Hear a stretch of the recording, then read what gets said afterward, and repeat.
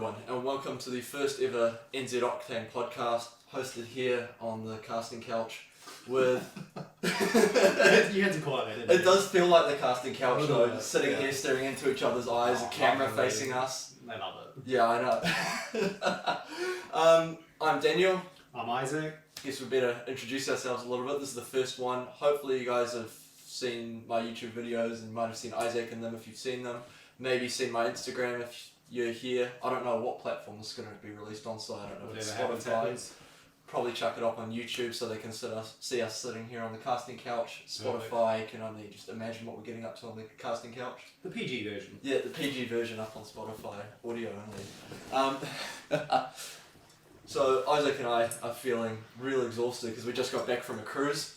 Mm-hmm. More probably a hoon than a cruise, I think. It started as a cruise, a nice cruise out there, and then from there it devolved into something else. We didn't even get far before it turned into a hoon. No, It was maybe first 5 minutes, everyone sort of got on the motor and was cruising together, and then I think as soon as we hit the East Tamaki off ramp, it was just from there it turned to nightmare. There was definitely two groups. Yes, yes there was. I was lucky enough to be the second car at my RX-8, and oh man, we went the windy roads through like Clevedon, if anyone knows where that is, up here in Auckland, and all the way out, was it Kawa Bay, all the way around the peninsula there. We were supposed to come back through the Hanua Ranges, but that was closed due to a crash, I think. But yeah, it was intense. Isaac and I were so exhausted. It's like 2 hours of absolute adrenaline rush. Yeah. Kind of glad that my girlfriend wasn't with me, because then she would have been like telling me to slow down constantly. Oh, yeah. No, I had my girlfriend in there, and she would have preferred a slower ride than what we did, but she loved it all the same. She prefers you going slower rather than fast? Yes, she likes the cruises, not the hoons. But yeah, no, absolute fun. Few people had less luck than others. A mate of ours had his V8 Supra. Oh yeah. Very heavy car. Couldn't quite take the corners like we could. Yeah. But And then he used up a hell of a lot more fuel than us as well. Only about $200 today. Only a full tank of fuel. I've used up 3/4 getting all the way there and back from when we filled up this morning. I used the quarter tank all day today. I used the quarter tank. I don't know how. I didn't think a Supra could be that economical. Also, for those of you that don't know, Isaac's got a Supra, so yeah, I didn't realise that they were that economical. No, it was good. I could keep it tight through the corners. There's no body roll. I absolutely love the car. Got brand new tyres. Spent like $1,000 on tyres last week, so I'm very happy. They're great now. But the car's got no body roll, so I could keep it going through the corners. Maybe a little better than your car can. Yeah. But no, I kept it about 4K all the way through the corners, so I wasn't like on and off the accelerator like Josh was. Yeah. I'm pretty sure that's the reason he wasn't able to quite keep up and absolutely chewed through his petrol. Yeah, I was pretty much in 3rd or 4th gear most of the time. Oh yeah. Just because, like 4th gear, I can get all the way up to like 180 pretty much. Okay. But then like 3rd gear was good for all the twisty stuff because you still got heaps of power. 2nd gear is good, but I mean because the car revs all the way up to 9,500 RPM. Yeah. So when you're sitting in 3rd gear doing 60, 70 k's, you're only at about 6,000 RPM. Yeah. So you're at a good level, but just staying in those gears for a long time chews through a lot of gas. Yeah. And I think rotaries, are, at least the 13B engine, is probably the most uneconomical 1.3 litre engine in the world. Yeah.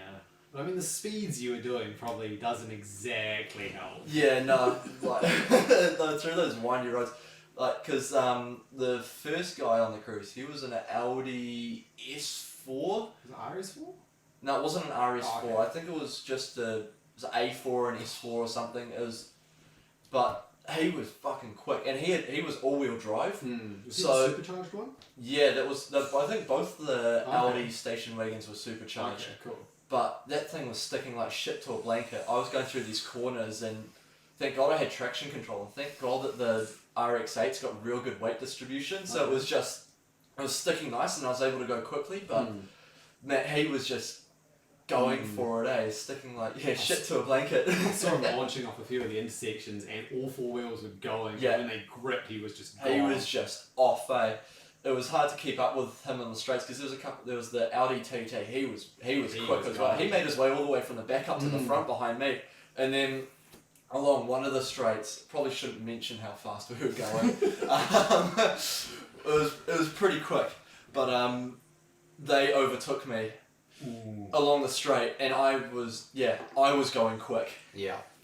And they just went flying past me. It was one of the Audi station wagons, the Audi TT, the BMW Mk5, and then eventually the VW Golf took me as well. But that was There was some sketchy overtakes. When he overtook me, because he oversteered around this tight corner, and we were probably both going a bit too hot into the corner. I started understeering and freaked out, and I see him shoot over into the other lane, and I was like, fuck! I'm pretty sure there's some stains left on my undies from that. I was like, maybe we should slow it down. Everyone's still going. I'm like, okay, nah. Yeah.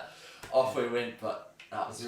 One time, you were well ahead of me, and I had Josh behind me. I'm absolutely going to out you, Josh, so if you're watching it, it sucks to be He'd better watch it. He doesn't watch any of my other YouTube videos, but at least maybe he can listen to the podcast. Yeah. We overtook, and there was a nice straight where I overtook, and he should have overtaken, but he didn't. So next thing we come up to a blind, banked corner. Wasn't a very steep one, but double yellow lines, don't overtake. The car I overtook was right behind me, and I'm just willing to him. I'm like, oh God, Josh, don't you overtake. This is the absolute worst time. Because there was a car coming in the other lane. But yet, lo and behold, Josh does what Josh does, and it's not what you want Josh to do. Oh, man. Overtook the person that I had overtaken, had to swerve out into the dirt. The person in the other lane had to swerve out, and as he pulls away, he's absolutely laughing maniacally. Not sorry for what he's done, but it sounds like Josh for you. Oh, fuck. Not trying to be racist, but goddamn South African, eh? Oh, he's just a maniac. Yeah. But it was awesome. So shout out to Stephosaurus Rect for or Steph as we know her. But yeah, Stephosaurus Rect on YouTube and Instagram for hosting the cruise. Yeah, absolutely amazing. Thank you so much. It was good. That's the second one we've been on with her. She's got a good YouTube channel, so go check her out. She's currently doing the manual swap on her AW11 MR2, which that's a good fun build to follow. Yeah. I love the car, because she's got a white one. My dad had a AW11 white as well. Back in the day, I was probably 4 or 5 when he sold that, but to this day, it's still one of my favourite cars. They're just wicked. You don't see many of them around. No, not at all. I remember because before I even knew Steph's name or anything, I'd seen her at car meets. Okay. I think you might have. No. I don't know if that was before or after I met you, but yeah, she turned up with this little white AW11 turned up at a car meet. It was Zoomy, and that's all that I knew her as was just Zoomy. Until I found out later that obviously her name was Steph. But yeah. She brought her NSX along, and that thing's clean. I love that. That's my all-time favourite car. It's so nice, and it's funny coming from someone who owns a Supra, who for so many JDM lovers, it's Supra or Skyline, and you've got one of the coolest JDM cars ever. Thank you. And then, for you to say no, I prefer an NSX. I wouldn't trade the Supra for Wouldn't trade it for an NSX. But it's tight. It's tight. Even a real clean, I'm gonna manual. Oh, twist my arm. No, I still wouldn't. But the NSX is definitely the absolute second. They're just so stylish and they look so nice. You barely see them. I've seen more Supras than I have NSXs. Of course. And you barely see Supras around. At least I thought until I started going to car meets. And there's almost a Supra. Well, obviously you bring yours, but even then, there's you generally get a couple Supras that turn up to the bigger meets at least. Maybe not the small ones that I used to go to, but definitely the bigger ones like Rotationals. I know 4 or 5 people that have them. I know them personally. Yeah. I know, And when I first started, it was quite rare, but the more I've gone to them, the more you see. Yeah. I guess the more you get to know the people that own them, then they sort of come out to meet, so But I'm half brain dead from the drive, It's just... And today, the weather doesn't help, it's so fucking hot. Isaac and I are having a nice alcoholic bevy to relax us. Sounds good. A hot pinky out as well, isn't it? Drinking it out of a wine glass. Feel classy, feel classy. Yep. What's the energy drink that you got there? It's actually not an energy drink. It's like a lazy energy drink. Bullshit. It says It's- focused performance recovery. It's, That's the, pretty it's much for the gym. It's not like actual like a V or a Monster or anything. So by the gym, you mean sitting on the casting couch? Yeah. Getting ready, eh? Getting those amino acids, all that energy up. Yep. Yeah, you know it. Did you see the other day? I can't remember. It was. I saw it on Instagram originally, but the Toyota GT3, the new concept that Toyota's unveiled. They unveiled that along with the new GR Yaris or something along the lines of that. But they unveiled the new Toyota GT3, and that thing looks sexy. It does. It really does. To me, it reminds me of a Mercedes AMG. You know, the long one. Yeah. Classic. Whenever you say AMG, what people think Yeah. of. One of those. It's like one of those had a baby with a Chevy Camaro. Just the lines of it, like the front grille, the lines of it, the squareness looks so much like a Camaro, but the elongation of the bonnet, it definitely looks like a Mercedes, which maybe that's where they got a bit of the styling from. I always thought the bonnet looked like Mark III Supra. It looked like they'd taken from that real square cut fucking bonnet. Really? I thought that's where it came from, in my opinion. Could be a bit of. I mean, if Toyota's going down that route, and if this is going to, well, I guess they've got the Supra, so it's not really going to be replacing it. But maybe they're taking those styling cues from what the Supra originally was to make it into its own car. But it's going to be interesting. I did see a theory. I don't know a theory, but it's a bit of speculation because I believe it was Toyota bought 5% of Mazda a couple of years ago, and Mazda, there's been a lot of conversation about them. They've just patented a 20B rotary. You'd be happy. I'm very happy about that. First 20B engine to come out of Mazda since the Mazda Cosmo. So, which was back in the 90s, or the Unos, depending on where you're from. I believe it's Unos, or whatever it is. So 20B rotary, and they've also patented a hybrid system to go along with it. And Mazda have been testing with hydrogen fuels, and over the past year it's come out that Mazda believes that hydrogen may be the most efficient fuel for rotary engines. Wow. So that could be interesting if Mazda do that, but going back to what I was saying before, the speculation with Toyota having bought part of Mazda is that sort of like what Toyota did with the Subaru, with the BRZ GT86. They could do something like that for the GT3 if that gets released, because the GT3 also looks a lot like the Mazda RX Vision, which I believe Mazda teased back in 2016. Wow. So when you Google Mazda RX-9, because I'm waiting for them to give me something on that. When you Google it, it looks very similar stylistically and just the shape of everything to the GT3 concept. So, and Toyota has also recently patented the Celica name. Again, so they've renewed the patenting on that. So if they release the GT3 under the Celica name, and then maybe Mazda do their RX-9, maybe they could release it with two different engine options, depending on whether you buy the Mazda or the Toyota, and it could be a bit of crossover. You get some parts shared and whatnot, which will be interesting, because I mean... I do hope they do it justice, because the last combination car that Toyota brought out didn't exactly go as well. Don't you mean the new BMW? Yes, the yes, BMW. What is it? The BMW Z4.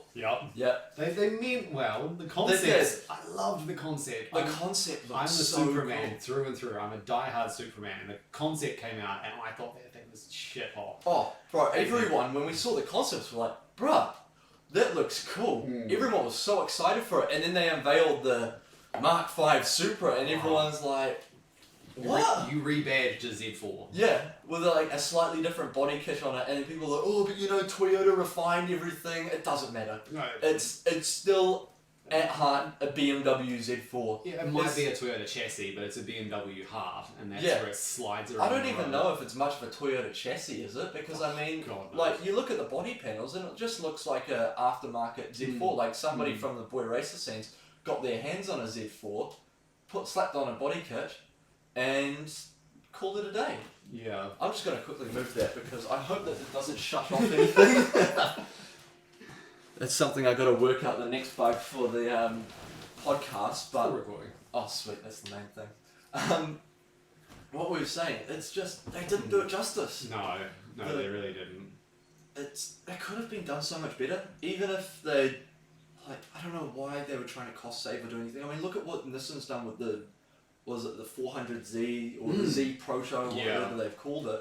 Or I think it's just simply called the Z. Okay. But I think people refer to it as the 400Z. Yeah. I mean, that looks cool. I like that. I do like what they've done. It's still keeping that Z look about it. It still looks like it's part of the Z chassis or Z line or whatever it's called. But, like, they released it in manual. You can interchange the parts. Yeah. You can do anything you want to it, basically. It's still a Z, like, they've taken homage from, like, the first, like, what is it, the 280 or whatever it was. Like, it just looks so cool. Yeah. And it's what these manufacturers should be doing. Oh, you're taking your clothes off now. Show my saucy little ankles. For those of you that can't see, Isaac's taking his socks off. He's showing a little bit more skin. What were we saying? Yeah, they've really done it justice, the Z, and I think Toyota should have put a bit more effort into it. I mean, they spent 10 years on the Lexus LFA, refining that over and over again. Why couldn't they do that with the Supra? The Supra actually has a name to it, and like, you do see them around, but it's a heritage car. Yeah, and they didn't do justice to the heritage, I think. Apparently with the next gen of the Mk5 Supra, they are releasing it in manual. Yeah, that's what I've heard. Yeah. I guess we'll wait and see when it comes out. Yeah. Because they really do with these sports cars, especially the Halo cars, need to release them in manual. And I think after the Mk5 Supra got released in only automatic, there was a lot of outcry about it. I think even though it's basically a Z4, people still would have bought it if it had the manual gearbox. Of course. But I think less people bought it because it didn't have the manual gearbox. Yeah. Drift games. Do you watch them on YouTube? I've watched a few of them, yeah. Yeah, so I can't remember the guy's name because I've only just recently started watching them. But one of the main guys, he's got was it the A90, the new one? Yeah, A90. Yeah. He's got one of them, and he's just done a real nice body kit. And he said it. He reckons it pretty much looks like now what it should have looked like from factory. Yeah. And I think he's right. It's got a nice little ducktail spoiler. It looks more aggressive. Yeah. He's blacked out the roof, but done like a different line as to what. Okay. And it looks really nice and clean. Sweet. And it looks like it's all sort of meant to be. Yeah, real nice body kit. I think it's got a diffuser on it, and it just looks. Yeah. It's little accentuations that just make the car so much better. Yeah, but I mean, in saying that though, your Supra, I always forget what like model it is. It's not A90. I said that before. A80. A80. I got the A80. So the A80 or Mk4 Supra, it's like the outlines are very basic. Like it doesn't have much going on, but the body itself looks really good and unique. Yeah. Like you can see from the side, from behind, from the front. You know exactly what it is. It's nothing special. They didn't go super crazy with the lines, but you know exactly what it is. Yeah, it's not like the R34 GTR. Like that's got that's got the bit more, I think. How do I say it? A lot more attention, I think, put into the lines and all that. It's got this real big boxy look, whereas yours is sort of it's bubbly. Yeah, it is. But it's just the shape of it is real nice. Yeah. And yeah, you can tell whenever you see one. Yeah. In all fairness, saying that though, when I met you at that first meet, I was like, is that a Supra? No, I think it's a Celica. Is it a Supra? I think it's a Supra. Like, I was like, I'm pretty sure it is, but no, that can't be a Celica. I'm pretty sure it's a Supra. And so even I was confused, but I was still getting my head around a lot of the JDM cars because I was only just really getting fully into the car scene then. Yeah. Beforehand, I wasn't really watching videos on Supras and all that. I knew mostly what they looked like, but yeah. I remember you standing like head above the crowd. I just saw you like having a peek. You're like, oh, is it? Is it not? Is it? I think it is. Yeah, and then I came over. I was like, oh, I love the car. And you're like, you can sit in it if you want. I'm like, really? Really? What? And you're like, yeah, man. I said it, and I'm like, oh my god. It is just the nicest feeling. If you want to see a bit more in-depth detail on it, go check out the YouTube video on the MZ Octane YouTube channel, where we had a bit of a tour of Isaac's Supra, or his overweight Celica. Yeah, we had a bit of a tour of that. He took us for a bit of drive. He's done it up a little bit.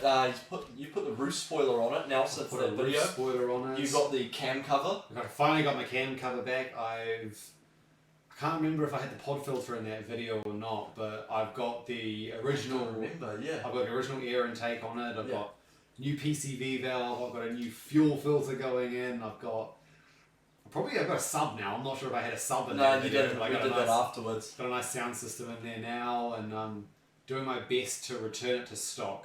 Yeah. From there, I'm then going to then absolutely bastardize it and change it, but I want to return it to stock, return it to its former glory. But the thing is as well, when you're going to customize it, you're not going to just like chuck on like some outrageous body kit, rice it out, deep dish wheels, like you're not doing nothing against people that do that, but you're not doing that. No. Ricing the car isn't for me. I want to change the rims. I want to get rims that look exactly like stock, but they're sitting at 19-inch rims rather than the 16s that I have now. I can't believe it's only 16. I know, it's so weird. It's so tiny. But I've got 55-inch profile, 50-inch, Jesus Christ, 55 mil profile tyres, so like I got chunky sidewalls. On a turbo, manual it, maybe put it on adjusties. I want to lower it just a little bit. I want to put active aero front lip. Yeah. And that's really it. That's pretty much it, eh? Like you're not going full outrageous crazy. You're just sort of sprucing it up a little bit. That's a great way to put it. Because I mean, you can chuck a turbo in there. You don't need to forge the internals because I don't know if they already come forged or not. But they don't. On paper, you can plus T the engine. Yeah. But I don't quite want to do that, and I want to keep the original engine because my car's only got 70,000 Ks. I only clicked over the other week. I've got 70,000 original Ks, so I don't want to have to buy a new engine to have one that I don't know the history of and all that. But I do want to forge the internals and do it all properly myself. Yeah. So instead of just plus T'ing it, I'm still going to plus T it, but I'm going to do it the proper way rather than just bolting on a turbo onto the side and hoping for the best. You sure you don't want to just do bolt-ons? Like, it'll be fine. Don't bother intercooling it, eh? Just slap a big old turbo on there and call it a day. It's a 2J, it's bulletproof. Yeah, exactly. Man. As easily as I know I could do that, I know it's going to bite me in the ass one day. Days like today were absolutely hooning. It would hold up, but then I'd stop and I'd find it. You also don't want to. Yeah, you don't want to be driving and next thing you know, you just see your heat just shoot through the roof. That'll just be. Yeah. That won't be too good. No, I'd quite like to not have that happen. You don't want to destroy your it's probably valued at $60,000. That car. I think that's what today's valuation of it is. Yeah. Yeah. Crazy in price, man. God, no, I bought it for 25. That was 4 years ago, and it's doubled in value, more than doubled in value in that time. Cars nowadays, anything's doubling, tripling in value. I don't know how much like my RX-8's gone up in value because I got it for fucking steal. Yeah. $3,000 for the 6-port, 6-speed manual. And I haven't seen any listed on Facebook Marketplace or Trade Me that are the 6-port, 6-speed manuals for less than $10,000. So getting that, it's done 120,000 Ks on the stock Apex seals, but apparently whoever owned it beforehand must have looked after it really well because even though the guy that I bought it from barely drove it whatsoever and I don't think he looked after it too well because it mostly just sat around. I don't think he pre-mixed or anything. I'm surprised that it's still going and hasn't had a rebuild yet. That's why I'm like 120,000 Ks. I'm expecting a rebuild soon, but she seems to be going strong. But who knows? One day I'll probably be hooning. Next thing you know, no compression. Oh shit! There we go. That's going to be an expensive tow. Just like your other car.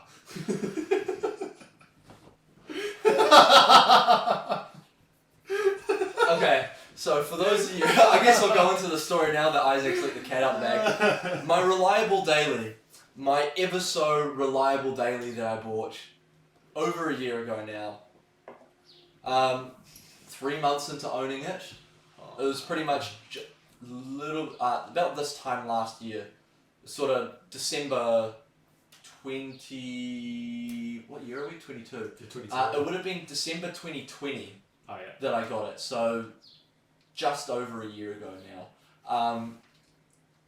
I had to get a new engine put in it after 3 months of owning it, because I was driving one day to pick up my mate and it started like, I was just at the lights and the temperature started rising. I was like, the fuck? Anyway, managed to get it to his place, topped up the radiator fluid just with some water, and got it back to my place. That was fine. It was only overheating when I went over 100 Ks, or like if I was going real slow. So I managed to get it back without overheating it, which was fine. And then I think the next day, filled up the fluid. I was like, cool, should be sweet. Drove it to my girlfriend's place, leaving there, driving up her driveway, the car started shuddering. I was like, what the fuck? Oh, no. Turned it off and I looked at the temp gauge. It was through the roof. Oh. And like the bonnet was just so hot. Shit. Anyway, got it taken to my mechanics, and yeah, just the whole engine was, it just fried the internals and everything. The whole head was warped. It was bad. So spent $3,500 getting a new engine in it for my reliable daily.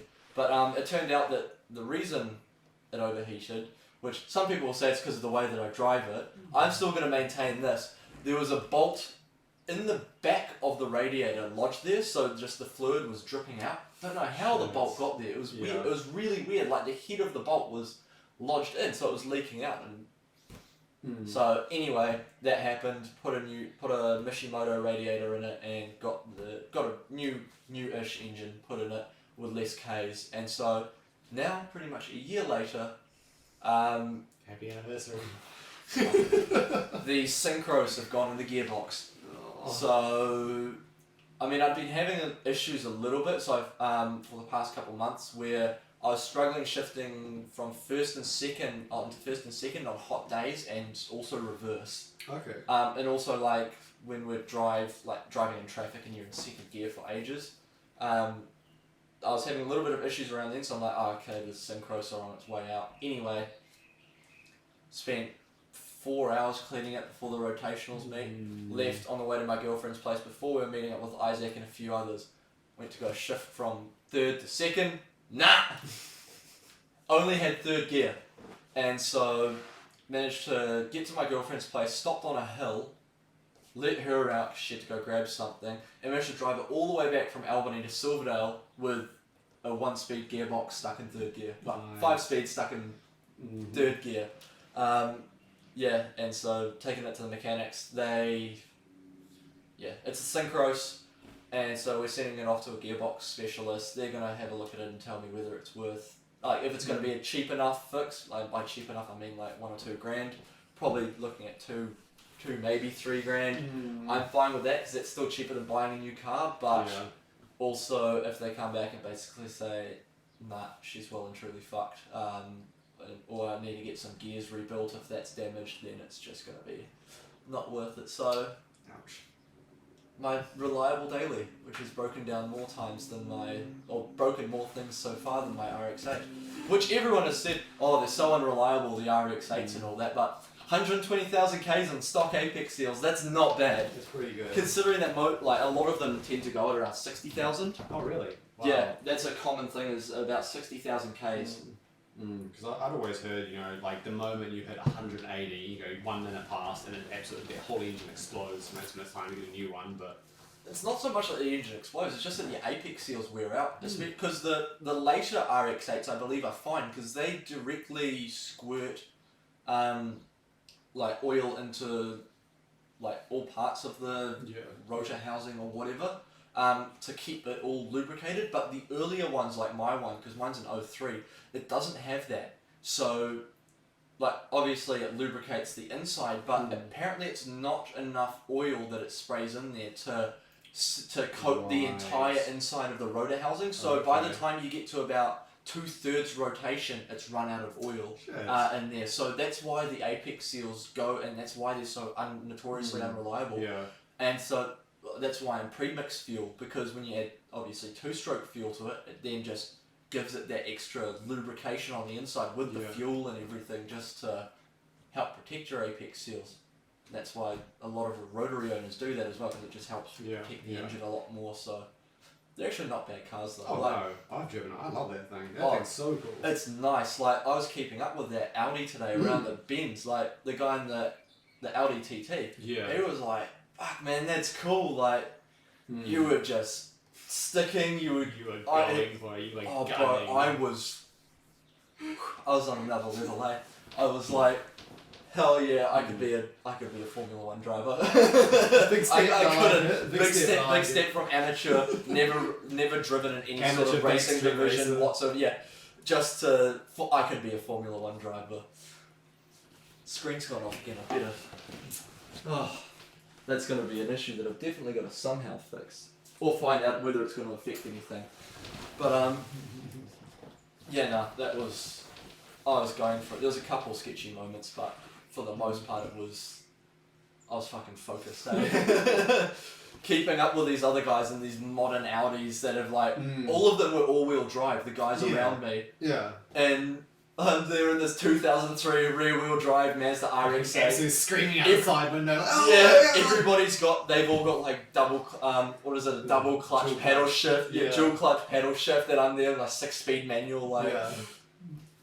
Because like even on those corners, everyone was, or not the corners. I was keeping up on the corners because my car's amazing with the body roll, but in the straights, everyone was just gone. Yeah, I couldn't like there was that one real long straight where they just passed me. But yeah, they were way quicker along the straights because obviously they're all driving like turboed or supercharged cars, and then there's me in a 1.3 litre. But I can't wait to, obviously now Club Fest has been probably postponed. We've just found out today because our lovely Prime Minister has put us back in red light. And so Club Fest is going to be postponed for the second time. We were supposed to go to it last year, but that obviously didn't happen because we had lockdown, and then it was just coming out of lockdown. We're like, everyone was still unsure. Yeah, we're like, is it going to happen? Is it not? But they couldn't because the borders from Auckland weren't open for us to get out, so they postponed it to now. And now this has happened, and it's like they couldn't have waited till like the 1st of Feb to put us in lockdown. COVID, just sort of shit. Yeah, exactly. They couldn't have said like, okay, 1st of Feb we'll go into red light. Like, just give us that extra week. Yeah. Like Club Fest, come on. Yeah. Yeah. Not saying Club Fest is at fault, but it's unfortunate. It's a bit of a pain, but it'll happen eventually. At least now we've got more time for our banners to arrive. That's true. Banners, so. I'm happy for work though. Work's going to be super easy for me because no one's going to be back. I'm going to love it. Nah. I got my, because I mean your work's probably going to be harder now, isn't it? Yeah, we're gonna do social distancing. We gotta wear masks. Yell at each other, like yell at our customers from across the counter about 2 meters away. You're wearing masks while 2 other people are serving other people or whatnot, and they're all yelling at them. So everyone's trying to yell at each other while wearing masks. You can't hear anything. And it's like you got to yell over your workers. You're like they're yelling at their conversation. Yeah, exactly. Everyone's just trying to yell over each other, and it's just it's a pain. But not looking forward to it. But fuck, it is what it is. Hopefully, it's the new world.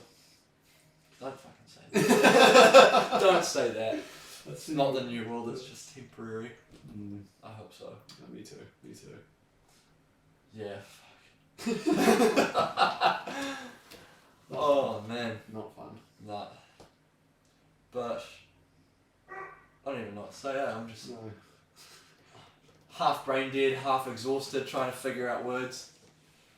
But in that case, I think we might end it. We're at about just over half an hour. I think pretty good for the first podcast. Happy with that. Drop us a like, comment, follow us, subscribe, share it around to all your friends. Really enjoyed this. We'll try upload. I'm gonna say once a month. I don't know how much that'll happen, but we'll try and release them at least relatively consistently. Get a rhythm going. Try and figure out some ideas for the podcast. If anyone has any ideas or anybody big in the car, any conversation topics, anyone who's big in the car scene that wants to come sit on the casting couch. Gonna sort of play around with the room and figure out a better layout for the podcast, but I guess this is fine at the moment for 2 people. But yeah, Thank you very much, everyone. Thank you, everyone. I'm Dan, I'm Isaac. and we'll see you guys on the next NZ Octane podcast. Have a good one.